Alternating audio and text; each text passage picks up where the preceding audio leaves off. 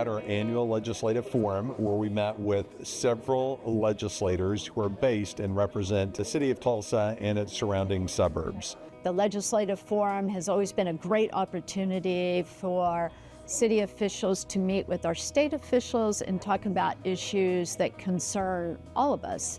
So in the past, I've participated as a state representative, and it's kind of interesting to be on this side as a city councilor. We heard from one councilor about some changes that he would like to make to the Board of Adjustment and how it does its business, especially how citizens are able to really appeal decisions to the City of Tulsa Council versus to District Court. We then heard from housing and homeless specialists who are really invested in helping us change the demand and supply curve so that we can meet the demands of 13,000 individuals who are out there looking for housing. There were changes suggested by these specialists to the representatives so that we can really have access to more funds for developers so that they can create the kind of housing that we need. As a Tulsa legislator, I served for 6 years, got 40 bills signed by the governor, which is a lot, and a lot of them were direct impacts to Tulsa, whether it was the mental health and substance abuse issues that we keep talking about, especially amongst our homeless, or abatement programs. We heard from our fines and fees working group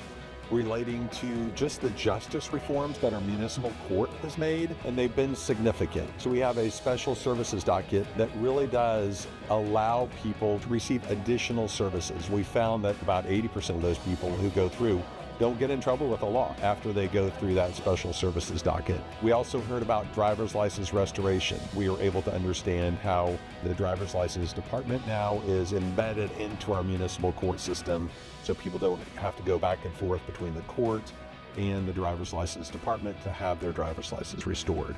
We heard from a city councilor relating to the needs as far as fire suppression for just basic childcare services. Sometimes the request for those protection systems provides for an insurmountable cost to those childcare facilities. So we're talking to our legislators about what kind of middle ground is there so that we can protect our kids, but also make it easy for those childcare homes to provide the kinds of fire suppression systems or fire detection systems that are necessary. Knowing what the history has been on some of these issues that we have brought forth, and knowing where to go and who to access at the state level, I'm hoping that this becomes an advantage for us as a city council and as a city. My constituents are their constituents are my constituents, and that's really important. And if we don't collaborate and cooperate, then I think we leave opportunities on the table, we leave money on the table too.